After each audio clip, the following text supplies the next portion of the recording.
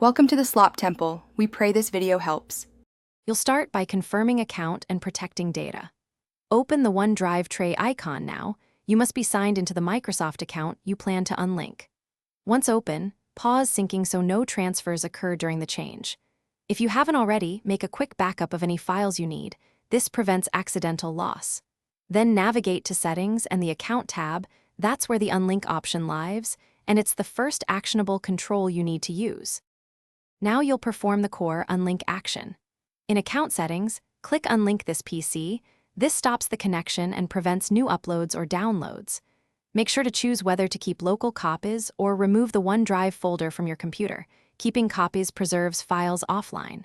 Once unlinked, close OneDrive fully and check the sync status to confirm it isn't running. If you see lingering activity, sign out and restart the app so settings take effect cleanly. Complete the process by signing out, and if you want, removing saved credentials in Windows Credential Manager. This ensures no automatic reconnection. If you prefer a clean slate, uninstall OneDrive and reinstall later. Make sure local folders are where you want them and that backup succeeded. Troubleshooting tip: if files unexpectedly resync, check for other signed-in Microsoft accounts, review Credential Manager for stored logins, and confirm OneDrive is fully closed.